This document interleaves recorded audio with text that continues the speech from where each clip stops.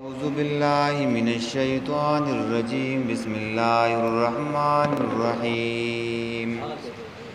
وأقيموا الصلاة وآتوا الزكاة واركعوا مع الراكعين.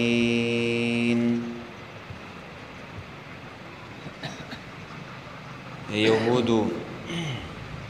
ته الله تعالی اوامر او نواهی ذکر کيو. مخکې نواهی ذکر شو چې ولا تکونوا اول کافر به، اول انکار کوونکي د قرآن نه مه جوړېږئ. ولا تشتروا بیااتي ثمنا قلیلا، او زما په آیاتونو باندې پیسې ماخلئ. او بل نه هداوه چې حق د باطل سره خلط ملط مکوئ، دروغ او رښتیا مه یوځای کوئ، او حق چې دی نو هغه مه پټوئ. وس الله تعالی ورته یو درې اوامر نور کوي، درې حکمونه ورته الله تعالی چې دی نو هغه نور کوي. او د دې خبرې د مخکې خبرې سره سم مناسبت دی.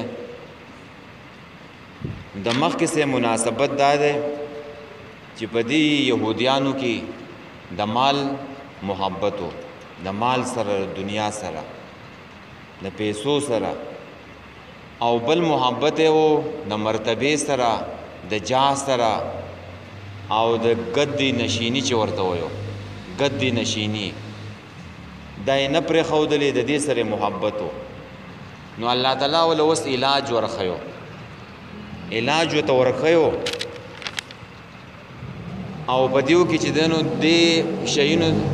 غرور او تکبر پیدا کړو، د مال محبت او د مرتبه محبت او د گدی نشینیو دې په کې تکبر پیدا کړو. نو اوس وته الله تعالی وی راشي منځ وکي، منځ قائم کيو چې دا غرور او تکبر چې د نستاسو نه ختم شي. دا علاج دی چې عاجزي در پکې پیدا شي. په دې مانځه کې څه شی دی؟ عاجزي ده.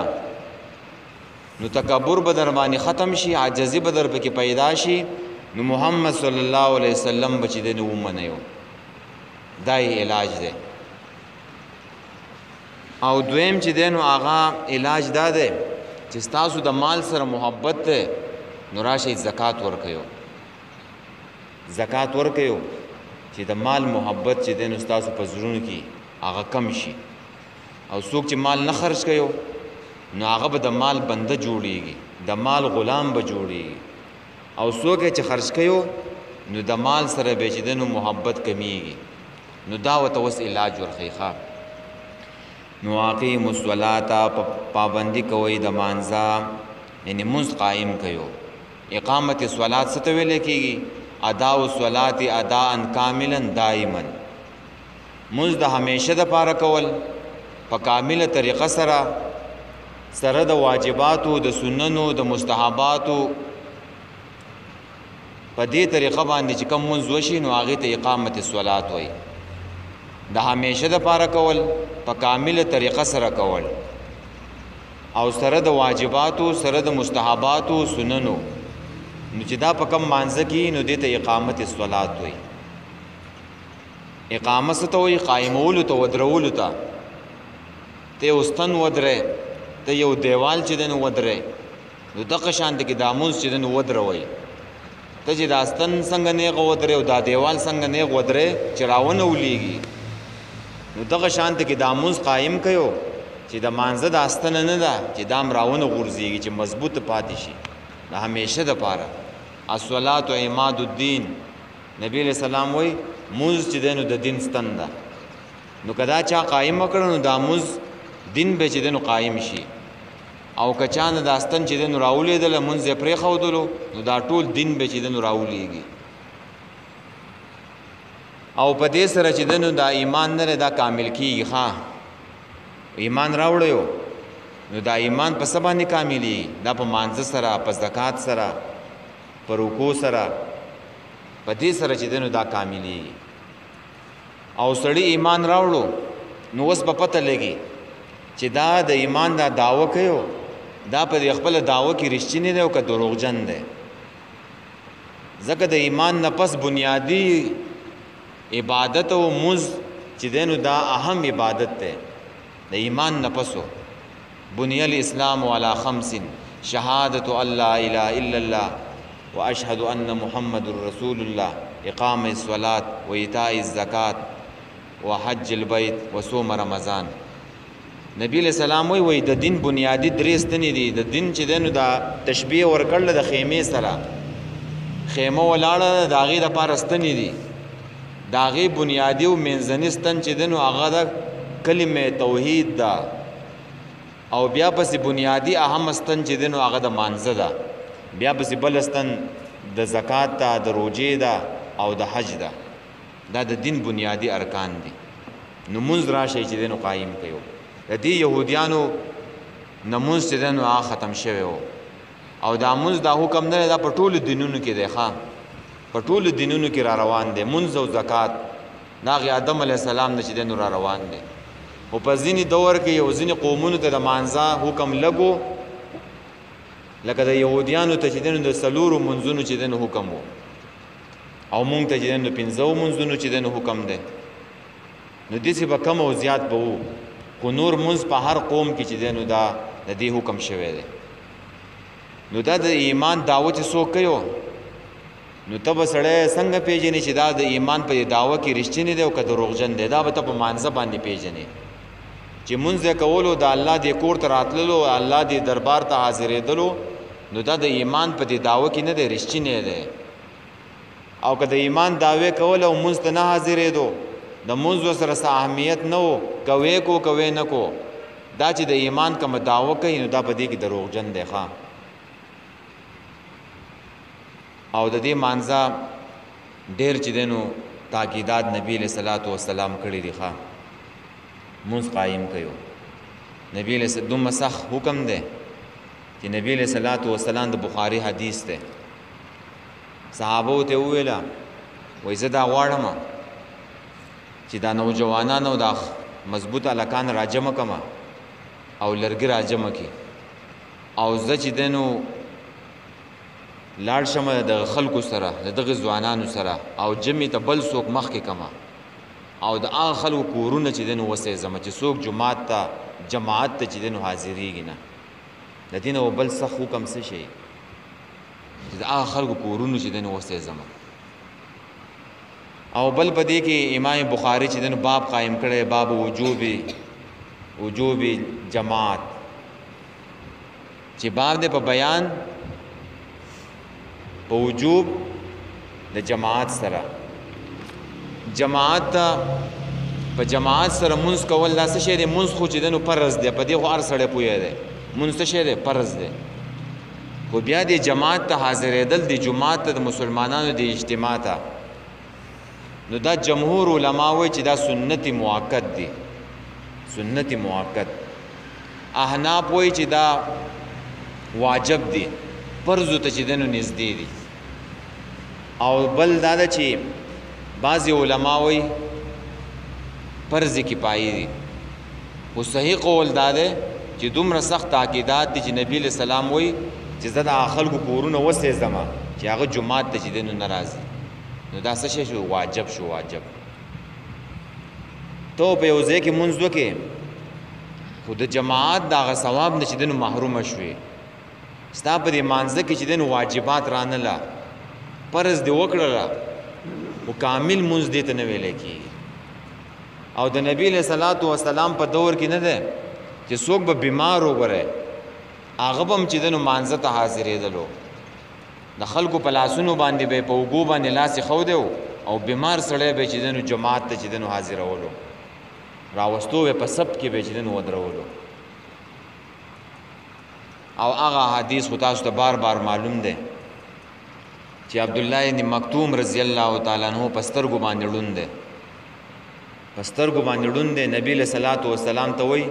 وایي زه د ماسوتن مانځله او د سحر مانځله چې دی نو نشم راتلی، درندگان دي په دې مدینه کې، او ما ته چې دی نو څه نه ښکاري، په سترګو باندې معذوره یم، ما له اجازت راکړه چې زه په کور کې چې دی نو مونځ کوم.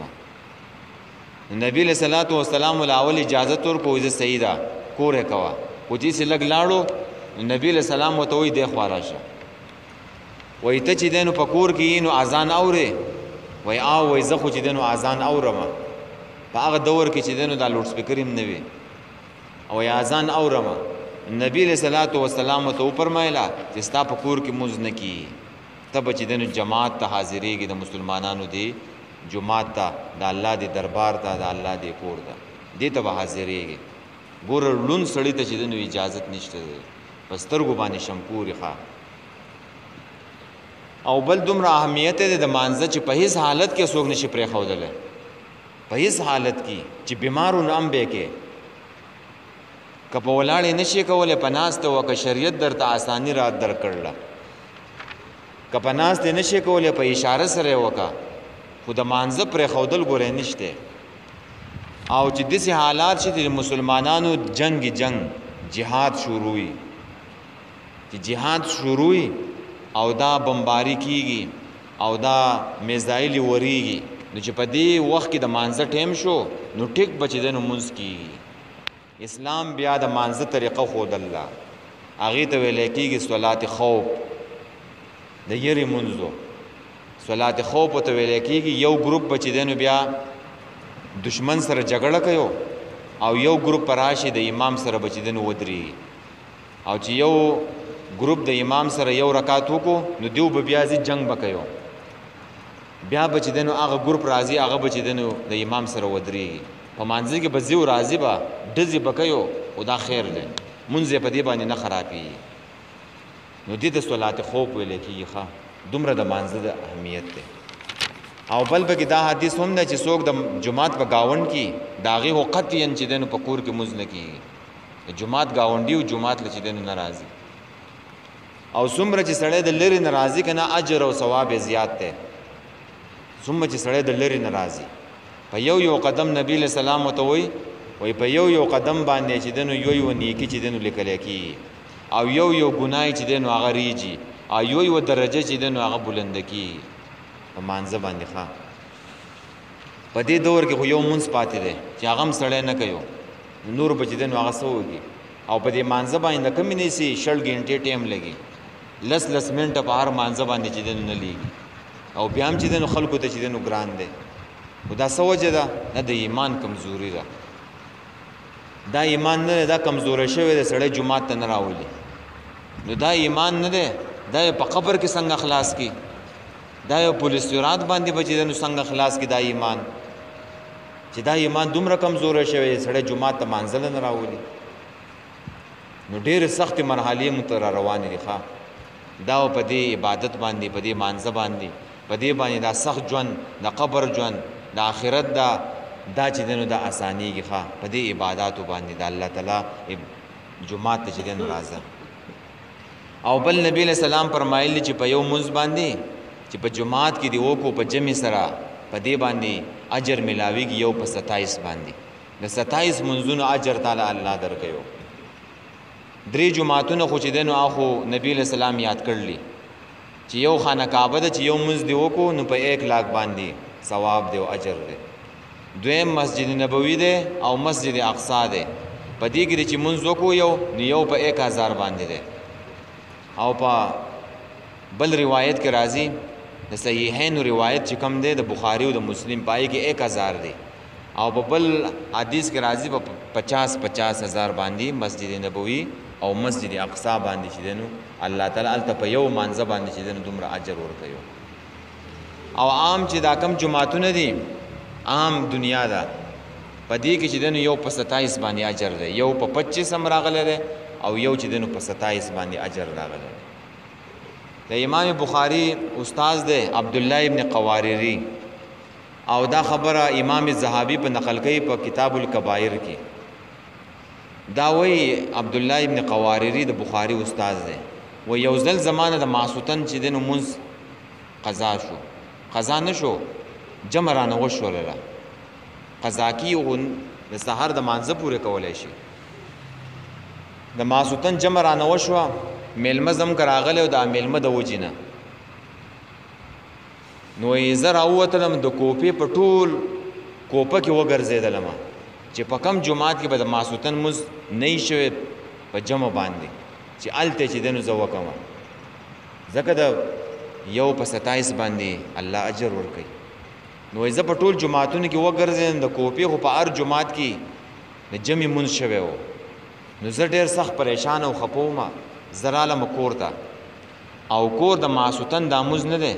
دا ما 27 مرتبه وکړو 27 ځله ما وکړو 20 کرته ما د ماسوتن دا مونځ وکړو چې ما د الله د رسول حدیث دی چې یو مونځ اجر چې په جماعت سره وکړي په جماعت کې په 27 درجو باندې چې دی نو ثواب ورکوي نو زمانه جمع شو نو زه سخت خفه وم او پریشان وم نو ما ویل چې راشه دا مونځ 20 کرته چې دی نو وکړه 20 کرته ما مونځ وکړو د شپې چې دی نو ما خوب ولیدو د شپې ما خوب ولیدلو څه کسان دي په آسونو باندې سواره دي او مخکې روان دي او منډې وهي تیز خلاص دي او د دې آسونو د دې خپو نه چې دی نو دا ګرد و غبار چې دی نو اوچتېږي او زم په آس باندې سور یم خو زه چې دی نو دغه کسان زه نشم رسولی زه د خپل آس له ښه منډه ورکوم خو دغه کسان چې دی نو هغه زه نشم رسولی نو ما ته بیا د هغه کسانو نه آواز وشو چې ته خپل آس مستړی کوه ته موږ نشې رسولی نو ما دې تپوس وکړو چې څه وجه ده چې زه دې ونشم رسولی نو ما ته آواز وکړو چې دې کسانو چې دی نو د ماسوتن مونځ چې دی نو په جمع باندې کړی دی دیو د ماسوتن مونځ په جمع باندې کړی دی دیو ته نشي رسولی نو زه راپاڅېدم او ما د الله نه معافي وغوښتله بخانه مې وغوښتله خو په دې کار باندې چې دی نو زه ډېر سخت خفه وم ګوره 27 ځله چې دی نو 20 کرته چې دی مونځ کړی دی د ماسوتنو خو بیا هم هغه کسان په مرتبه کې په درجه کې د هغوی ډېره اوچته ده ګورئ هغه کسانو ته دا سړی نشي رسېدلی د هغوی چې کومه درجه ده ښه دې دا مونځ 20 کرته کړی دی خو بیا هم د هغوی درجې او مرتبې ته نشي رسېدلی نو ما د الله نه بخښنه وغوښتله او د آینده دپاره مې چې دی نو دا قصد وکړو چې چېرته به چې دی نو زه د ماسوتن مونځ هغه چې دی نو هغه به پرېنږدم نو دومره لوی ثوابونه او اجرونه دي ښه نو دا واقعي مصلات نه دی دا اهم عبادت دی او په قیامت کې به اول تپوس د مانځه کېږي ښه چې دا مونځ د چا صحیح راوختلو نو باقي اعمال به ول الله تعالی چې دی نو د دې مانځه په وجه باندې چې دی نو هغه ټیک کړي خو چې مونځ نشته نو بیا چې دی نو باقي اعمالو کې چې دی نو دا سړی راښکلی واخله دا ځینې خلک وایي که نه وایي پخوا نه وایي دا خلک مونځ او اودس وایي نه وو خو خلک صادقانو وایي بارانونه به چې دی نو کېدله اوس وایي مونځونه هم چې دی نو ښه ډېر دي او بارانونه چې دی نو هغه نه کېږي نو دا به څنګه صادقانو چې مونځ او اودس چې دی نو هغه پکې نه وو دا صداقت واله په انسان کې راځي ښه صفتونه په انسان کې هله راځي چې دی مونځ چې دی نو قایم کړي مونځ چې دی نو هغه نه یو نه خو بالماضي ده د هغې د وجې نه ښه نحوست چې دی نو راځي داسې وایي خلک لږ و خو خلک چې دی نو ښه و صحیح و اوس خلک چې دی نو ډېر شوی دی خو هغه ګناهونه چې دی نو هغه هم چې دی نو ډېر شوي دي ښه هغه هم ګناهونه چې دی نو ډېر شوي دي سړی مانځله چې دی نو مانځله نه راځي وایي د باران دپاره چې دی نو سوال وکړي چې باران را باندې وکړي تا د الله تعالی کومه اطاعت او تابعداري کړله چې په تا باندې چې دی نو الله تعالی باران وکړي د الله رسول ووایي که دا چارپایانو حیوانات نه وی نو الله تعالی به د دې اسمان نه چې دی نو ټک احساس کوي چې دی نو وی راښکته کړی دا خو د دې حیوانات نه دي دا الله ته چغې کي دا خپې اوچتې کي دا میږي او دا حشرات الارض وای الله د دې انسانانو په وجه باندې باران بند شوی دی په مونږ باندې چې دی نو رحم وکړه هغه حیوانات چې دی نو الله تعالی ته چې دی نو چغې کي د هغې حیواناتو د وجې نه الله تعالی باران وکړي ښه نو واقیم الصلاة پابندي د مانځه کوئ یعنې سم مونځ کوئ په شرایطو سره کامل مونځ کوئ د همیشه دپاره داسې نه چې یوه ورځ د مونځ وکړو او بیا چې دی نو په هفته کې چې دی نو نه راښکاره کېږي دا ځینې خلک په هفته کې یوه ورځ راښکاره کېږي جمعې مانځله نو ولې دا نور مونځونه نه دي فرض څه دا نور منځونه فرض نه دي څنګه چې د جمعې منځ فرض دی نو داسې دغه شانته کې دا نور منځونه چې دی نو هغه فرض دي او د الله رحمتونه برکتونه به هر راورېږي په موږ باندې چې کله د سحر په مانځه کې دومره ګڼه شي چې څومره چې دی نو د جمعې په مانځه کې ګڼئ ښه ته بیا نعمتونو ته د الله تعالی ګوره برکتونو ته ګوره بیا نو مونځ چې دی نو دا څه دی فرض دی واقیموا الصلاة قائموئ مانځه لره وآتوا الزکاة او ورکوئ زکات دویم حکم ورته څه دی یهودیانو ته ورکوئ زکات دیو به چې دی نو زکاتونه نه ورکوله ښه د جمع مونځ هم په دیو کې ختم شوی و او دویم پکې چې دی نو زکات هم ختم شوی و او د زکات په ځای باندې به چې دی نو دیو سود اخیستلو سود به خوړلو ښه سود به خوړلو او د دې سود بنیاد نه دی دا هم یهودیانو ایښوده دی ښه د بینک بنیاد نه دی دا بینکونو نظام چې دی دا هم یهودیانو ایښوده دی نو زکات نه دی مونږ ته هم حکم دی د زکات د زکات لغوي معنی څه ده زکات وایي نمو ته زیادت ته او طهارت ته وایو په دې سره چې دی نو د زکات په ورکولو سره د انسان مال هم صفا کېږي او د انسان نفس نه دی دا هم چې دی نو صفا کېږي او بل په دې کې زیادت راځي ښه په دې مال کې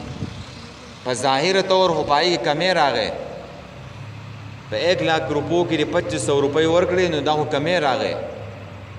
خو دا کمی وی نه دی وی دا الله تعالی په دې کې لر برکت اچي ښه نو دا مال بدل چې دی نور هم زیاته یو او دا د غریبانانو د مسکینانو حق دی هغوی له به چې دی نو ورکې او د نبی علیہ السلام وایي د زکات په نه ورکولو سره الله تعالی خپل رحمت او بارانونه چې دی نو هغه بندوي په دې کې به چې دی نو څه دغه نه یو چې ته چې دی نو مخ ملازې دپاره ورکې مخ ملازه په دې کې نه یو د الله تعالی رضا په دې کې مقصود ښه چې دا الله تعالی په ما باندې چې دی نو فرض کړی دی او دا ته هغه وخت پورې به چې دی نو زما غاړه بندوي تر څو پورې چې دی نو ما زکات ورکړی نه یو او په اصطلاح کې زکات دې ته ویل کېږي د مال هغه مخصوص حصہ چې هغه نصاب ته رسېدلی او په هغې باندې کال چې دی نو تیر شي نو په هغې کې به زکات ورکړي زکات نه دی حولانې حول چې په مال باندې تیر شي په دې کې چې دی نو بیا مال هم دی په دې کې فصلونه هم دي په مال کې دا دی چې ګډې بزې 10 ته ورسېږي نو په هغې کې به زکات ورکړي غواګانې 40 ته ورسېږي په هغې کې به چې دی نو زکات ورکړي دغه شانته کې چې دی نو فصل چې کله وشي 15 وسقو ته ورسېږي یعنې 14 منو ته ورسېږي نو په هغې کې به عشر ورکړي لسمه او نور چې دی نو تجارت مال دی تجارت مال چې دی نو هغه به حساب وکړي د هغې نه چې دی نو کومه ګټه راځي نو په هغې کې به چې دی نو زکات ورکړي کومه ستا خپل ذاتي ګاډي دي په هغې کې زکات نشته او چې د کم د کاروبار دپاره دی بارګین دی اخلي او خرڅې نو په هغې کې زکات شته او د تجارت نه چې کومه مال راشي نو په هغې کې به چې دی نو په هغې باندې کال تیر شي نو په هغې کې به زکات ورکړي دکان دی دی په دکان باندې کال تیر شو نو د دې حساب به ولګي نو چې صحیح حساب راغی نو په هغې کې به زکات چې دی نو هغه ورکړي زکات ډېر معمولي دی 40 ده او په سونو کې دا ده چې سونه 1.5 تولو ته ورسېږي نو په هغې کې به زکات ورکړي او چې پیسې رسه د چاندي د 52 تولو په نصاب باندې پیسې وي لکه اوس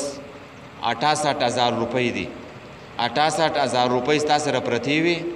نو په دې باندې کال تیر شو نو بیا به چې دی نو د دې نه روپو نه به چې دی نو زکات ورکړي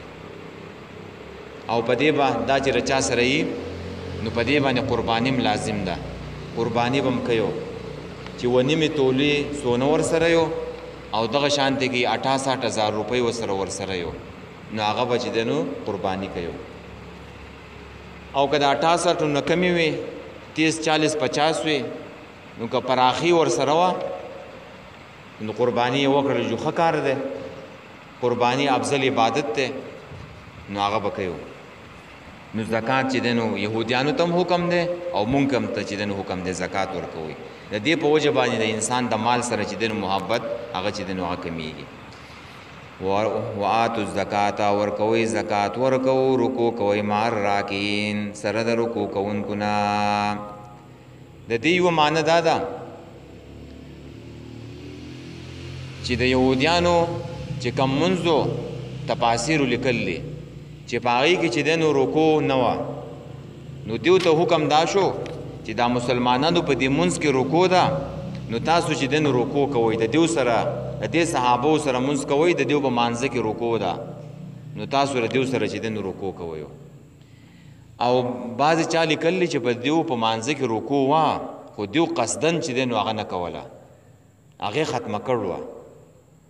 سیده قیام به کولو، سیده به چې دی نو بیا سجده کوله. او د سجدې دپاره دا نه و چې که په لاره کې دې وکړه او که په ولاړه دې سجده وکړه او که په دیوال دې وکړله، نو دا پکې دیو په دې کې تبدیلي چې دی نو راوستې وه. نو الله تعالی ورته وایي چې رکوع کوئ، خام د دې مسلمانانو سره منځ کوئ، د دیو تابعداري کوئ، د دیو په جماعت کې شامل شئ، ایمان راوړئ، قرآن ومنئ، منځ کوئ، زکات ورکوئ او د دیو په دې جماعت کې چې دی نو شامل شئ. بله معنی دا ده چې عاجزي کوئ سره د عاجزي کوونکو نه. که ته وایې چې رکوع کوئ سره د رکوع کوونکو نه، نو واقعي مصولات ذکر شو که نه، پای کې رکوع راله که نه. دلته چې اوس دوباره بیا حکم دی چې ورکوو مع الراکعين، نو عاجزي کوئ سره د عاجزي کوونکو نه. ګوره په دې صحابو کې عاجزي ده، دوی ایمان راوړی دی، اسلام راوړی دی، او ځان یې چې دی نو دی اسلام ته چې دی نو تسلیم شو دي، او ځان یې چې دی نو دې ته وقف کړی دی، په دیو کې عاجزي ده. نو دغه شانته کې چې دی نو تاسو په ځان کې چې دی نو عاجزي پیدا کړئ. عاجزي څه ته وایو؟ چې د انسان په زړه کې د الله عظمت پروت وي، لویي د الله عظمت، نو دا په دې اندامونو باندې چې دی نو راښکاره کېږي، په اندامونو کې چې دی نو بیا خشوع خضوع وي. عاجزي دې ته نه وایي چې سړی ښکته سر ځوړن کړي او په لاره باندې چې دی نو روان وي. عمر رضی الله تعالی عنہ کې انتهایی عاجزي وه، هغه به چې تلو په لاره باندې نو تیز به تلو، او څوک به چې په دوره باندې والو نو ښه مضبوط به چې دی نو وهلو. عاجزي دې ته نه وایي چې سر ښکته ځوړن کا، عاجزي په زړه کې د انسان په زړه کې ښه. نو ورکوو عاجزي کوئ مع الراکعين سره د عاجزي کوونکو نه. او یا چې دی نو دا معنی کوو نو هم صحیح ده چې ورکوو رکوع کوئ سره د رکوع کوونکو نه، یعنې په جمع باندې چې دی نو مونځ کوئ. صلو مع المصلین، چې څوک چې دی نو په جمع باندې مونځ کوي، نو د هغوی سره چې دی نو په جمع باندې مونځ کوئ. نو دا حکم هغوی ته هم دی، یهودیانو ته او مونږ ته هم چې دی نو حکم دی. بس دا یو آیات پوره دی. واقیموا الصلاة او قایموئ مانځه لره، پابندي د مانځه کوئ، ادا الصلاة اداء کاملا دائما، مونځ د همیشه دپاره کوئ په کامله طریقه سره او د همیشه دپاره کوئ. وآتوا الزکات ورکوئ زکات ورکوو رکوع کوئ مع الراکعين سره د رکوع کوونکو نه.